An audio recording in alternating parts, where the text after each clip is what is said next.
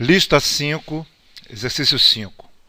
Uma barra condutora se move ao longo de dois trilhos condutores sem atrito, ligados a uma resistência de 4 ohms, como mostrado na figura. O comprimento da barra é 1,6 metros e o campo magnético uniforme de 2,2 Tesla é aplicado perpendicular ao papel, voltado para o exterior, como mostrado. Item A. Qual é a força aplicada necessária para mover a barra para a direita com uma velocidade constante de 6 metros por segundo? Item B. Qual é o sentido da corrente induzida? Item C. A que taxa a energia dissipada no resistor de 4 ohms? Bom, a ideia aqui é que você tem, ao mover a barra, um efeito Faraday, ou na verdade corrente de Foucault. Você está, na verdade, movendo uma barra condutora na região de um campo magnético e ligado a um condutor movendo a barra, né, nesse sentido, e você tem um condutor ligado a ele, fechando o circuito, aparecendo uma corrente induzida. O comprimento da barra é de 1,6 metros, a gente vai chamar de L para efeito de descrição, e você tem um campo magnético B para fora, homogêneo, quer dizer, o mesmo valor em todos os pontos, certo? E constante. A ideia, claro, para o efeito Faraday é calcular o fluxo do campo magnético. E o que é o fluxo? É, na verdade, o produto do campo pela área pelo qual ela atravessa. Na verdade, somente o campo perpendicular à área ou paralelo ao vetor área gera fluxo, que é o caso. Quer dizer, o campo está perpendicular ao papel, né, ao plano aqui, para fora, então ele está perpendicular à área e paralelo ao vetor área. Então seria o fluxo BA cosseno θ, o θ é igual a 0, certo? E o campo é homogêneo, então ele sai para fora dessa integral, fazendo com que o nosso fluxo seja B vezes a área. Mas o que a gente vai fazer é chamar essa distância do ponto onde está o resistor até a barra de x. Dessa forma, a nossa área é L vezes x. Então, o fluxo fica B vezes L vezes x. Esse é o fluxo do campo magnético, independente de você ter efeito Faraday ou não. Nesse caso, para definir se eu tenho efeito Faraday ou não, o que eu faço é calcular a nossa fé induzida, que é a taxa de variação do fluxo pelo tempo. Se essa taxa de variação do fluxo pelo tempo não for zero, você tem uma fé induzida, consequentemente, você tem um efeito Faraday com a corrente induzida. Nossa fé, então, é a taxa de variação do fluxo no tempo, que é BL, e quem está variando o tempo nesse caso é o x.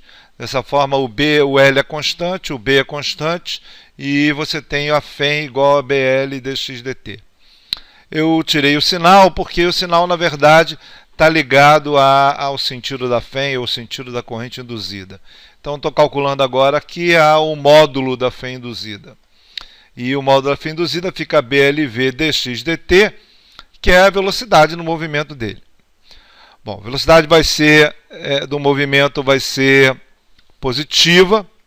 Positiva não por uma questão de referência, mas sim porque o x aumenta no tempo.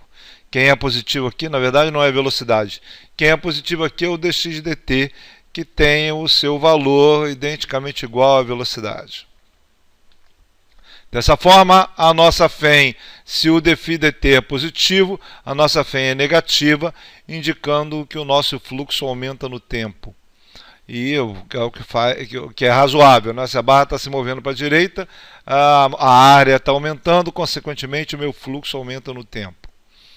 A corrente induzida, então, por lei de Ohm, vai ser simplesmente a φ induzida pela resistência do material, isso é BLV pela resistência do material, vai ser a φ induzida no nosso circuito. Bom, se o fluxo está aumentando, o que ele faz por efeito Faraday? A minha corrente induzida gera o campo induzido no sentido contrário ao campo externo. A ideia do efeito Faraday é que você tenha um efeito de inércia, isto é, uma tentativa pelo qual o fluxo não varie. Mas na verdade ele não consegue fazer isso, porque se ele conseguisse fazer com que o fluxo não variasse, eu não teria o efeito Faraday. Então o B induzido é sempre menor do que o B, e você tem, na verdade, o B induzido no sentido contrário ao campo externo, pelo fato do fluxo estar aumentando. Agora, a corrente induzida que gera o campo induzido, é claro, vai estar no sentido horário, dessa forma, ok? Que gera o campo induzido. Se a barra está se movimentando com velocidade v, nesse sentido, então ela gera essa corrente por efeito Faraday. Outra forma de a gente enxergar isso entendendo que a barra se movendo para a direita, nesse sentido, interage com as cargas se movimentando, interagem com o campo magnético, gerando uma força proporcional a V vetor B. No caso, pensando nas cargas positivas, essa força proporcional a V vetor B é a que gera, na verdade, a corrente induzida. Se eu não tivesse o resto do circuito, esse V vetor B geraria uma polarização dessa forma.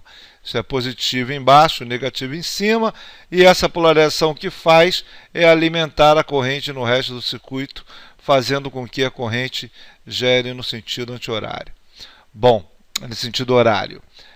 Essa corrente vai gerar uma força contrária ao movimento, que é o que a gente vai ver. Vamos ver o item A. Qual é a força aplicada necessária para mover a barra para a direita com uma velocidade constante de 6 metros por segundo? Ora, o nosso problema aqui é que eu vou ter uma força, já que eu tenho a corrente induzida, eu tenho uma força de interação entre a corrente induzida e o campo. E essa força de interação é a corrente induzida L vetor B, isso é o seu módulo igual a induzido LB, já que L e B são perpendiculares. Se eles são perpendiculares, o módulo do produto vetorial é, na verdade, somente o produto do módulo dos dois. Se a força é a corrente induzida vezes LB, e a direção, o sentido da força de L vetor B, se a força vai ser perpendicular a L, que é ao longo da barra, e perpendicular a B, que é para fora, então a força está da direita para a esquerda, como a gente já esperava. Por quê? Exatamente porque o campo induzido está no sentido contrário ao campo externo, a tendência é tentar fazer com que com a barra não varie, e o jeito não se mova, né? E o jeito de fazer com a barra não se mova é gerando uma força contrária à força externa. É claro, novamente, ele não consegue, porque se ele conseguisse eu não teria o efeito da corrente induzida.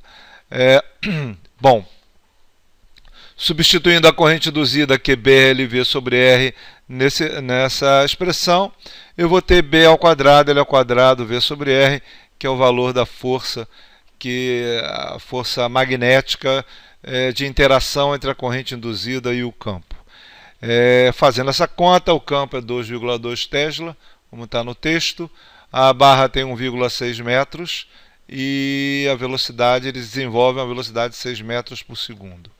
A resistência de 4 ohms, consequentemente, a força aplicada é de 18,6 newtons.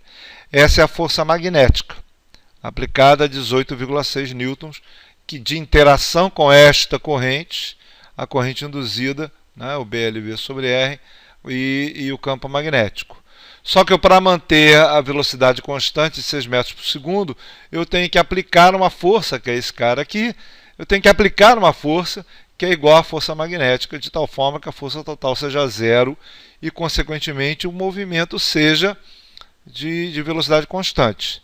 Dessa forma, esse é o valor da força aplicada à barra para ela poder se mover com essa velocidade constante.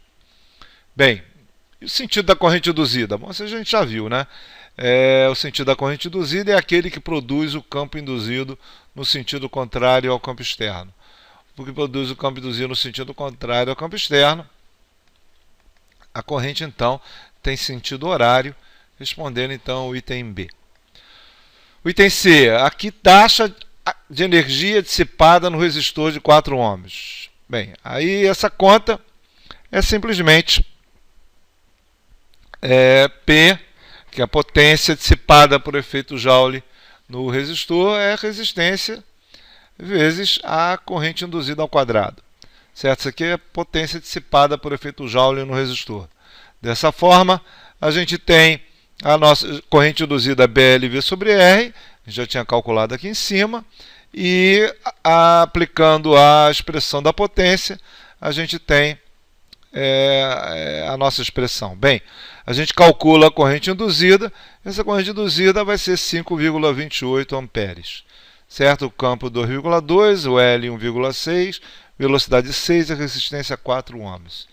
Dessa forma, a nossa potência dissipada por efeito Joule é a resistência 4 vezes a corrente induzida ao quadrado, isso é 112 watts é a potência perdida por efeito Joule na resistência.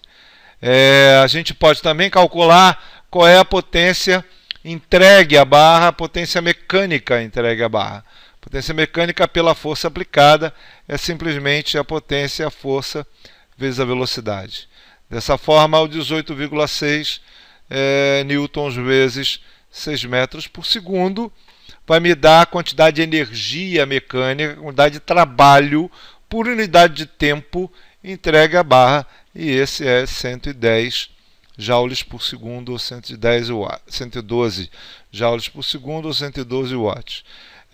Percebemos que o valor é o mesmo, como já esperado, simplesmente porque se a resistência está perdendo energia por efeito Joule, alguém está entregando essa energia para ele, para o sistema, né, para o nosso circuito. E quem entrega é exatamente quem está aplicando a força movendo a barra. E então, é claro, a potência entregue 112 watts é a mesma potência perdida por efeito Joule em cima do resistor, como mostrado aqui. É isso.